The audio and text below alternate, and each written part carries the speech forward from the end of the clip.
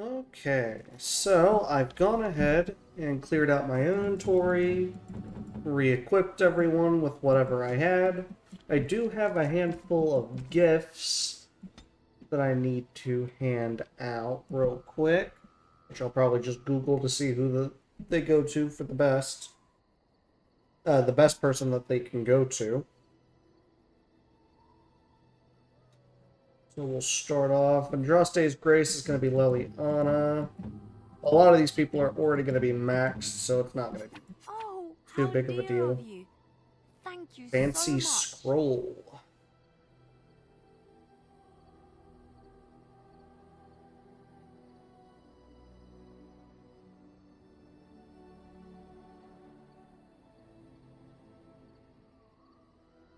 Fancy scroll goes to Win. Oh my. Onyx Demon statue probably goes to Alistair.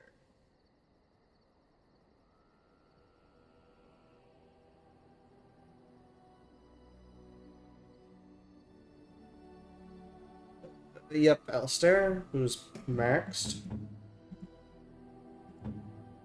Is that for me? Silver mid. Wow. Wow.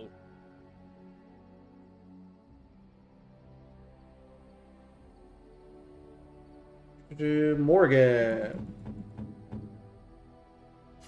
A fine gift. Legacy You White have my Shear.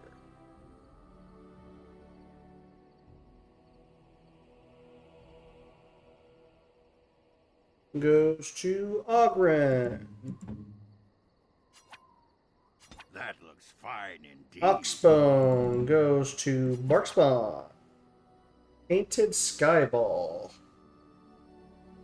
That might be a stem.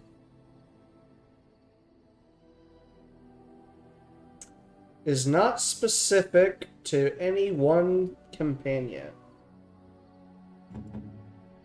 So who's doing? Probably Zev in this situation. Granted, he's gonna boost up in approval as soon as we actually sit down and talk to him, which I might do before we leave camp. Dalish gloves.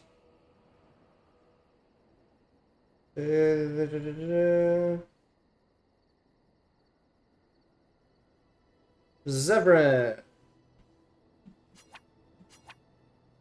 Gloves? You're giving me gloves? What for? Thought you might like them. I did not mean to sound ungrateful. It is just... Wait, these are Dalish, are they not? My mother was Dalish, and had a pair very similar to these. The leather was less thick, and it had more embroidery, but these are very close, and quite handsome. You're welcome. Do I seem surprised? Perhaps I am. Still, I appreciate the fact that you even thought of me. No one has simply given me a gift before. Thank you. Here we go. Very nice. I'm sure that skyrocketed him a little bit. +8. Yeah, now he's going to be warm. And... yeah. That covers most everything else. So let's go ahead. We haven't talked to Zev since bringing him to camp, so... let's have a chat. What say you? Care to answer some questions? By all means. What does it take to become an assassin? Well, the Crows would have you believe that it is an involved process that takes years of training, the sort that tests both your resolve and your endurance. Survive that process and maybe, just maybe, you're good enough to start being considered one of them. But quite frankly, the truth is that all it requires is a desire to kill people for a living. It's surprising how well one can do in such a field. Did quite well, no doubt. Within the Crows, I did. But it has been something the Crows have devoted a great deal of time to perfecting. An assassin simply specializes in striking from stealth, and in maximizing that first attack to be as lethal as possible. Debilitate your foe, either by poison or by crippling their limbs, makes any follow-up combat you need to engage in that much simpler. Sounds like it could be useful. See? Getting paid for the act is beside the point. An assassin is more a tactical choice than a lifestyle. Of course, the crows like to pretend that their abilities are trade secrets, shrouded in shadows and wrapped in a blanket of mystery. So let's just keep this between you and me, shall we? Hmm? What say you? Can you teach others to be an assassin?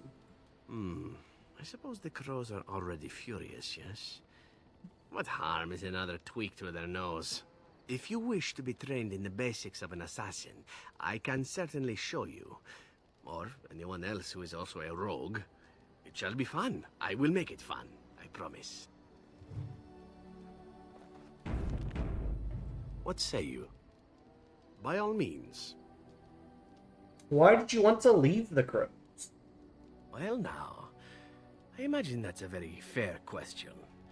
Being an assassin, after all, is a living, at least as far as such things go. I was simply never given the opportunity to choose another way. So, if that choice presents itself, why should I not seize upon it? You didn't choose to join the crows? To be truthful, I didn't even know the crows existed when I joined them. I was but a boy of 7 when I was purchased, for 3 sovereigns, I'm told, which is a good price, considering I was all ribs and bone and didn't know the pommel of a dagger from the pointy end. The crows buy all their assassins that way. Buy them young, raise them to know nothing else but murder, and if you do poorly in your training, you die. Sounds awful. Oh, I don't know about that. The crows who are actually good enough to survive come to enjoy some of the benefits. In Antiva, being a crow gets you respect. It gets you wealth. Gets you women. And men. Or whatever it is you might fancy. But that does not mean doing what is expected of you always. And it means being expendable. It's a cage, if a gilded cage. Pretty, but confining.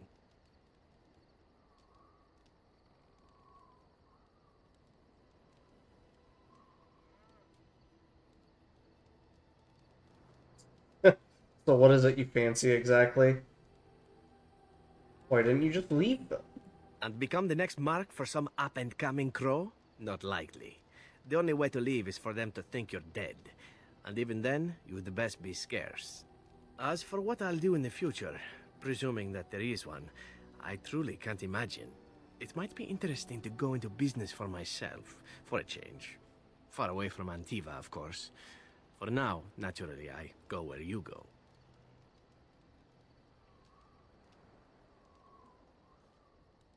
I'm happy to have you along. Well, And here I am, happy to be had. Isn't it wonderful how things work out that way? Come now, enough chit-chat. Talking about the crows summons them, you know. Any Antivan fishwife could tell you so. What say you? By all means. you actually enjoy being an assassin. And why not? There are many things to enjoy about being a crow in Antiva. You are respected, you are feared, the authorities go out of their way to overlook your trespasses, even the rewards are nothing to turn your nose up at.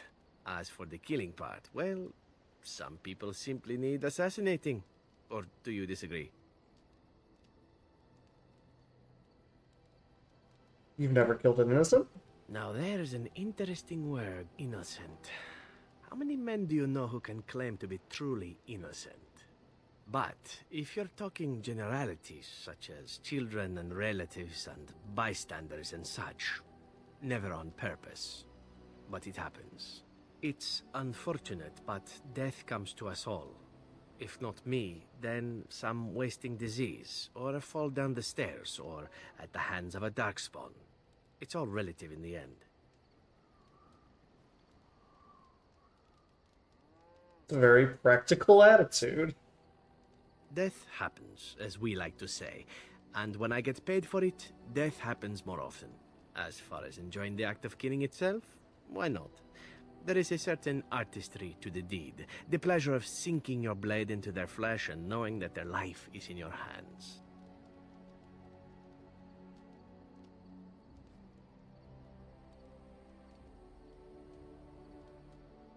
Hmm. I take no pleasure in killing. It is not pleasure per se, nothing sexual. It is more a sense of satisfaction, a feeling of power. Does that make sense? No matter. There are many things I did not enjoy about being a crow, of course. Having no choice, being treated as an expendable commodity, the rules. Oh, so many rules. But simply being an assassin, I like it just fine. I will continue to do it if I can, even if I am not a crow. Honestly, could you picture me doing something else? Why not? You can do whatever you like. Whereas I am content merely doing what I happen to be good at. It's a talent that not many come by, honestly. I don't see why I need not pursue it.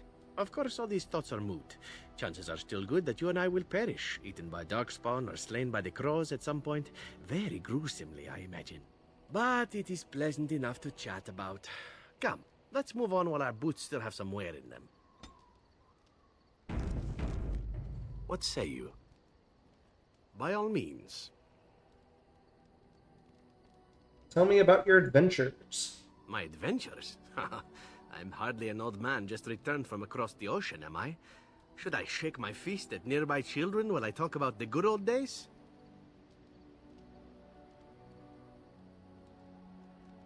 Certainly talk like you've had adventures. Falling down a flight of stairs is an adventure. Falling into someone's bed, also an adventure. I am assuming what you're looking for are professional anecdotes. Let's see, my second mission ever for the Crows was a bit intriguing. I was sent to kill a mage who had been meddling in politics. On your second mission?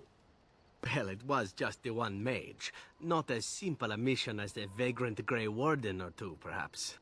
As it turned out, the mage in question was quite a delightful young woman. Long, divine legs, as I recall.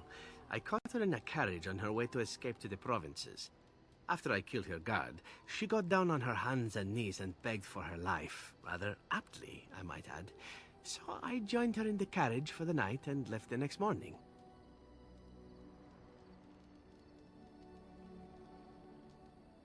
And she didn't try to kill you? Well, yes, twice, actually. Then she decided to try and use me instead. The woman had actually convinced me to speak to the Crows on her behalf. What can I say? I was young and foolish at the time. Then, as I was kissing her goodbye to return to Antiva City, she slipped on the threshold and fell backwards out of the carriage. Broke her neck. Shame, really, but at least it happened quickly.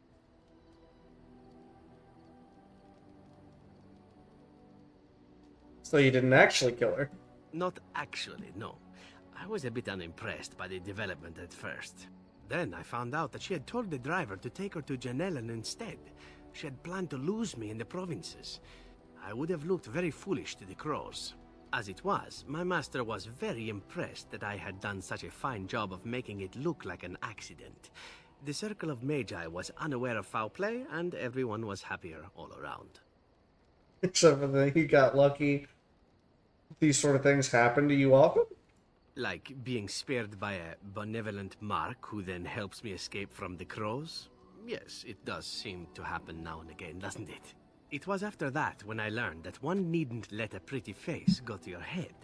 Professionalism was key. That's my moral of the day, you see.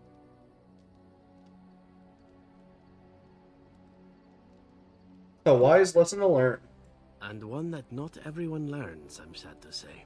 But that's enough tale spinning from me for the moment. Talking about the mage has made me a bit nostalgic, I'm afraid. Ah, the good old days. What say you? By all means. Tell me more! Again? Well now, what might interest you, I wonder? Shall I describe the stages involved with Lanthrax poisoning? I watched a man go through all 7 once. Sounds like fun. Haha, you have rather macabre tastes, I see. I like that. Let's see, how about the largest battle I ever took part in? That would have been the slaughter of Prince Azrin. Did you hear of that down in these parts? Killed a prince? Me? not personally, but I did take part in the attack.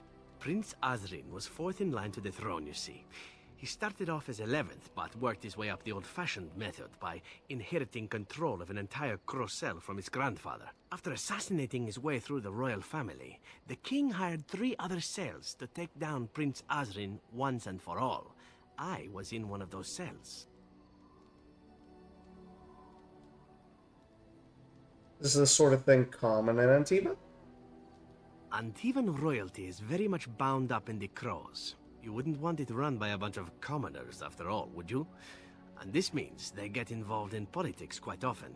This particular fight nearly bankrupted the nation, I understand.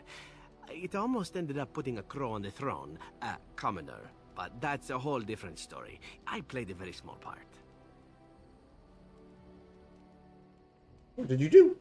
My part in the entire battle was taken up trying to reach Princess Verina, who had thrown in with her brother. I killed about 11 of her guards personally before I got knocked out of a window. I landed in a river and nearly drowned. I was fished out by some urchins who robbed me blind. Made off with my boots, too. At least they didn't cut my throat. And that was my part in history. You got robbed by urchins. Not very glorious. You're very lucky indeed. It's true. I live a charmed life. One of the prostitutes that raised me was a fortune teller. Said I wouldn't die young. She was rather startled by that. But there you go. Tale told. Let's be off before I tell more embarrassing stories, huh? Ooh. Where's he at now? 77. He's warm. What say you? By all means. Tell me a little about Antiva. Oh, you wish to know about Antiva, do you? The only way to truly appreciate it would be to go there. It is a warm place, not cold and harsh like this Ferelden. In Antiva it rains often, but the flowers are always in bloom. Or so the saying goes. Don't you want to go back? It's not really a matter of wanting to go back. I cannot go. At least not yet. I hail from the glorious Antiva city, home to the royal palace. It is a glittering gem amidst the sand, my Antiva city. Do you come from someplace comparable? From Orzammar. Ah, yes. The city of lava and stone. It too is beautiful, in its way. Sad that it will never see sunlight or smell the salt of the ocean, however. You know what is most odd? We speak of my homeland, and for all its wine and its dark-haired beauties and the lilo flutes of the minstrels, I miss the leather the most. This I have to hear. I mean the smell. For years, I lived in a tiny apartment near Antiva City's leather-making district, in a building where the crows stored their youngest recruits, packed in like crates. I grew accustomed to the stench, even though the humans complained of it constantly. To this day, the smell of fresh leather is what reminds me most of home more than anything else.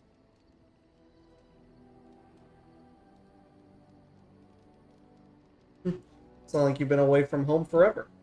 Oh, not so long, I know. It is my first time away from Antiva, however, and the thought of never returning makes me think of it constantly.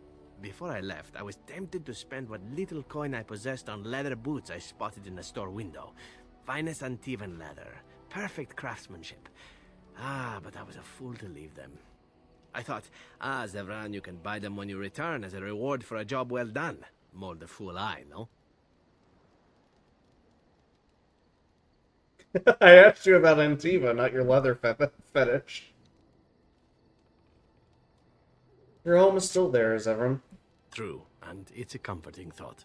One simply never knows what is to come next. How could I have suspected I would end up defeated by a beautiful Grey Warden, a woman who then spares my life? I could not.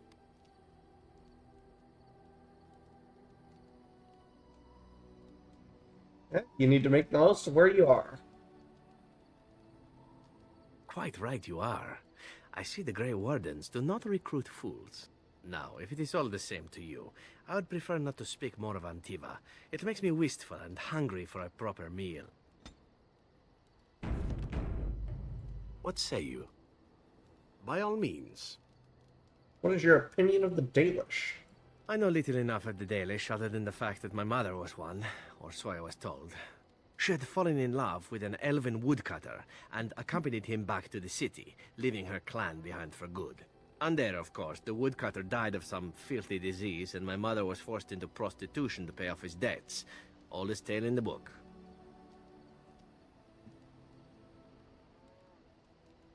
Was the woodcutter your father? How should I know? My mother was a whore, as you'll recall. None of the other elven boys in the whorehouse knew their fathers. I was not so unusual. I didn't know my mother either, of course. She died giving birth to me. My first victim, as it were. We were all raised communally by the whores. It was a happy enough existence, ignoring the occasional beating. Until eventually I was sold to the crows. I brought a good price, so I hear. I'm so sorry for you. Ah, compassion and beauty both in the same woman. It is a delight, truly, though what you say is unnecessary, even if it is appreciated. It could have been much worse. Shall I tell you about what happened to the other whorehouse boys who did not fetch a decent price with the crows? Surely your life has not been so idyllic. People like you and I are not the product of happy lives of contentment, after all. You can say that again. My original point is that my mother's Dalish nature was always a point of fascination for me. Through all the years of my crow training, the one thing of my mother's that I possessed was a pair of gloves.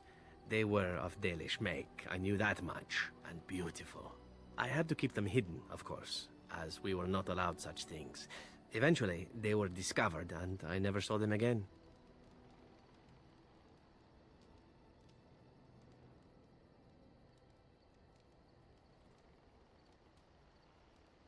Has there been no joy in your life at all? Oh, there has been plenty. To tell the truth, it is because I expected nothing more.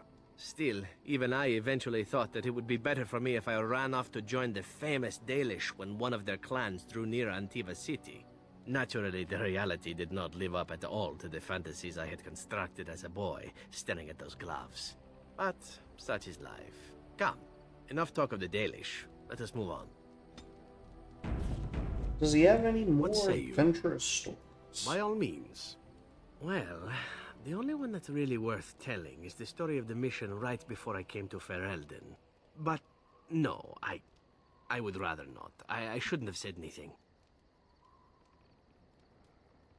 Don't be a tease. It's alright, I understand. Thank you. Perhaps another day, huh? Alright, What how about say his personal questions? Oh, this should be good.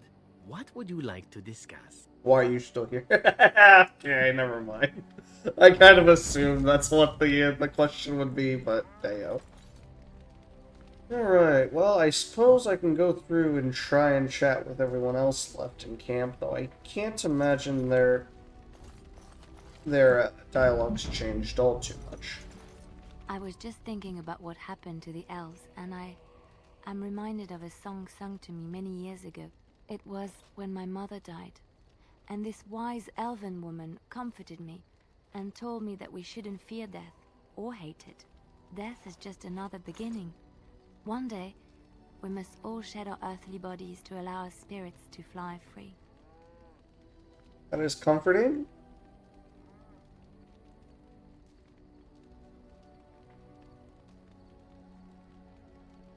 It's a beautiful sentiment, I think. One that brings peace and hope to the grieving.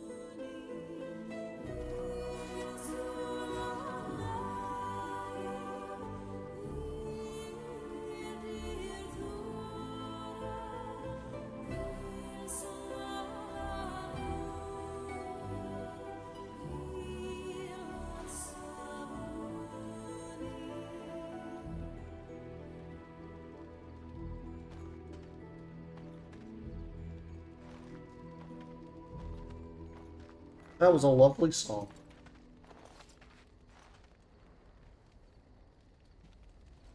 Anything else? Something I can help with? Yes? What's on your mind? Of course I do. I love stories far too much to keep them to myself. Which one? It will come to you soon. Okay, no. What's Sten doing in Okran's spot? Oh, that's weird. When? Anything interesting? What's on your mind? I will answer to the best of my ability. Nope. What's on your mind? We have the emissaries of court. Who's all the way back there? Excuse me. Morgan. I think a few of them managed to get a little skewed here. What comes, my friend? So, full of questions, are you? What comes, my friend? We're in camp, so... Oh, okay. I think we ran out of most of the dialogue for these guys, other than coming back to camp after something's Just leave happened. me alone, Warden. Seriously. All right.